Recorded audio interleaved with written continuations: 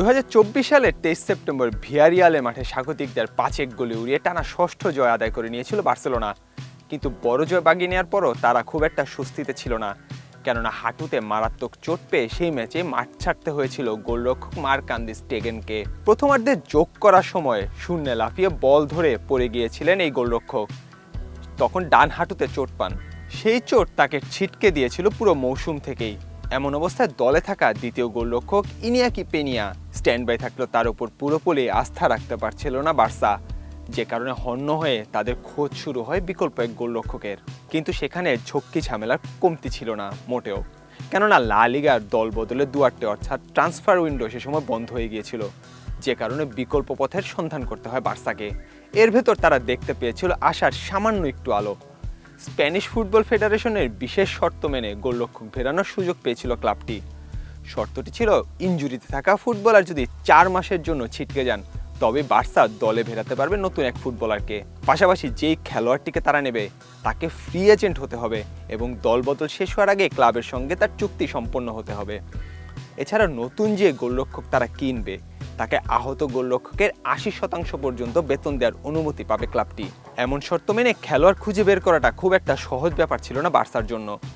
কিন্তু এই কঠিন শর্তই বার্সাকে পৌঁছে দেয় ভয়েচেক সেজনির কাছে।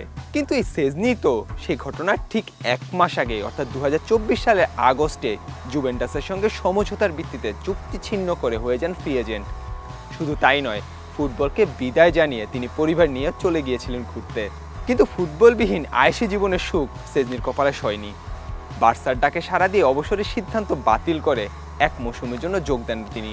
সেজনির বার্সায় যোগ দেওয়ার পর অনেকেই তাকে বিকল্প গোলরক্ষক হিসেবে গণ্য করেছিলেন। শুরুতে হয়েছিল ঠিক তেমনটাই।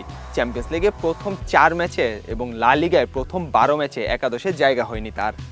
কিন্তু একবারের জন্য তিনি সুযোগ পেয়েছিলেন, সেই সুযোগটি আর হাতছাড়া হয়নি 35 বছর বয়সী এই গোলরক্ষকের। বার্সার হয়ে তিনি নিজের প্রথম মৌসুমে এখন পর্যন্ত খেলেছেন তিনি 26টি ম্যাচ, যার মধ্যে চিরেছেন 2টি শিরোপা। জানুয়ারিতে স্প্যানিশ সুপার কাপে রিয়ালকে হারিয়ে বার্সার হয়ে শিরোপা জিতেছিলেন সেজনি। আর গত পরশুদিন রাতে সেজনি জিতলেন কোপা দেল রের শিরোপাও।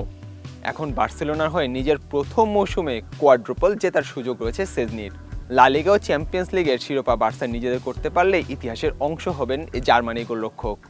লা লিগা ও চ্যাম্পিয়ন্স লিগের শিরোপা বার্সা নিজেদের করতে পারলে ইতিহাসের অংশ হয়ে থাকবেন পোলিশ এই গোলরক্ষক। অবসর থেকে ফিরে আসা একজন গোলরক্ষকের জন্য এটি একটি অনন্য অর্জনই বটে। সেজনি গোলবারের নিচে কতটা যোগ্য এবং নির্ভরতার প্রতীক সেটি তিনি প্রমাণ দিয়ে যাচ্ছেন প্রতিনিয়তই। ফুটবল জগতে এমন অনেক ফুটবলারকে দেখা যায় যারা কিনা বছরের পর বছর চেষ্টা করেও কোনো শিরোপার ধারে কাছেও যেতে পারেন না। তাদের ক্যারিয়ারটাই শেষ করতে হয় অনেকটাই খালি হাতে। সেজনি অবশ্য সেদিক দিয়ে অনেকটা ভাগ্যবান। বার্সায় আসার আগে আর্সেনাল ও জুভেন্টাসের হয়ে তার নামের পাশে ছিল 10টি শিরোপা। বার্সায় এসে সেই সংখ্যাটি এখন পৌঁছেছে 12টিতে। সামনের সুযোগ আছে আরও 2টি অর্থাৎ 14টি শিরোপা নিয়ে মৌসুম শেষ করার। এই 2টি শিরোপা জিততে পারলে নিশ্চিতভাবে বার্সার ইতিহাসে স্থায়ী জায়গা করে নেবেন তিনি। সেজনি কি পারবেন বার্সার ইতিহাসে স্থায়ীভাবে জায়গা করে নিতে? সেটি কমেন্ট করে জানাতে ভুলবেন না।